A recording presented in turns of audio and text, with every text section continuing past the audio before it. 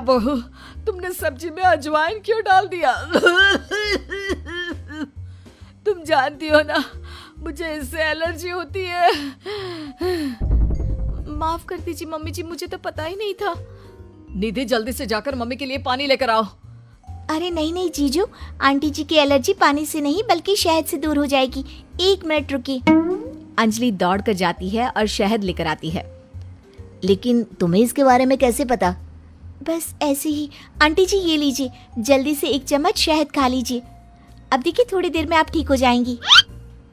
तुमने तो एक बार फिर से मम्मी जी की जान बचा ली अंजलि, वरना मैंने तो आज बहुत बड़ी गलती कर दी थी। थैंक यू अंजलि बेटा, तुम तो वाकई में बहुत अच्छी लड़की हो।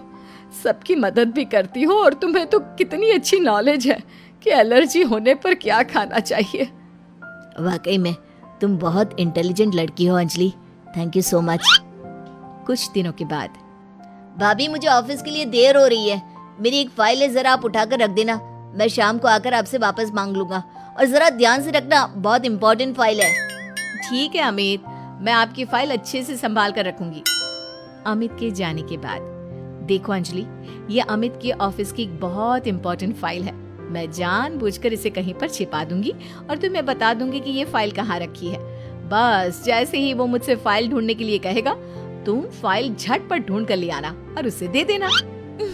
वाह दीदी, मुझे इस घर की बहू बनाने के लिए आप कितनी मेहनत कर रही हैं। शाम के वक्त, भाभी मैंने आपको एक फाइल संभाल कर रखने को दी थी, प्लीज जरा वापस दे दीजिए ना। मुझे एक प्रेजेंटेशन बनाना है। निधि उस फाइल को ढूंढने का नाटक करती है। क्या करूं देवर जी, आपकी फाइल मिल नहीं रही मुझे। अरे भाभी ये आप क्या कह रही हैं? अगर वो फाइल नहीं मिली तो मेरा प्रमोशन नहीं होगा। बहुत इंपॉर्टेंट फाइल है। अमित, ये रही तुम्हारी फाइल। दीदी ने ऐसे ही बैठक में छोड़ दी थी और वो काम करने वाली आती है ना, वो इसे उठाकर डस्टबिन में डालने वाली थी। लेकिन सुबह मैंने तुम्हारी बात सुन ली थी तो संभाल कर रख दिया। अंजलि, मैं कैसे तुम्हारा शुक्रिया अदा करूं? तुम जानती नहीं तुमने मेरे लिए आज क्या किया है। अगर ये फाइल खो जाती ना तो मेरा बहुत बड़ा नुकसान हो जाता।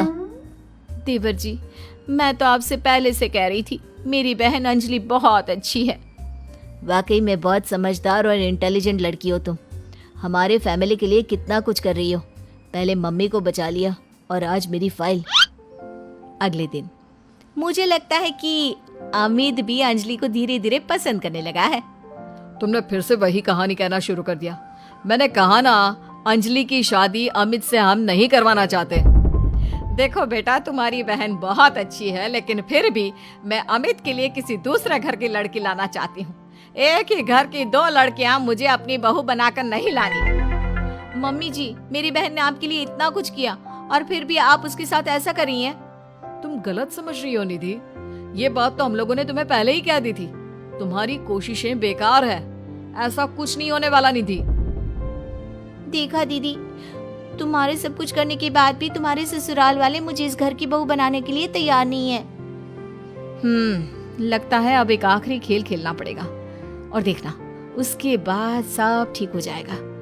मजबूरी में मेरी सास को अमित के साथ तुम्हारी शादी करवानी पड़ेगी। लेकिन दीदी, अब आप क्या करने वाली हैं? कल रात को जब अमित ऑफिस से देर से लौटेगा तो उसके खाने में बेहोशी की दवा डाल दूंगी। तुम चुपचाप उसके कमरे में उसके बेड पर जाकर लेट जाना। कुछ करने की जरूरत नहीं है, बाकी का सारा काम मैं संभालूंगी। निधि और अंजलि मिलकर अमित को फंसाने का प्लान बनाते हैं। दोनों अमित के खाने में बेहोशी की दवाई डाल देते हैं। भाभी, बड़े जोरों की भूख लगी है। दीदी तो सो गई है, आपके लिए खाना मैं लगा देती हूँ। हाँ हाँ बिल्कुल। वैसे रात काफी हो गई है, तुम सोई क्यों नहीं? मैं तुम्हारा इंतजार कर रही थी। सोचा तुम ऑफिस से लौट कर आओगी, खाना कौन देगा, बस इसीलिए। तुम कितनी अच्छी हो अंजलि, सबका कितना ख्याल रखती हो। थोड़ी देर के बाद खाना खाकर अमित गहरी नींद में सो जाता है और अपने प्लान के हिसाब से अंजलि उसके पास जाकर लेट जाती है। अगली सुबह, मम्मी जी ये देखिए, अमित मेरी बहन अंजलि से कितना प्यार करता है और कल रात को तो उन दोनों के बीच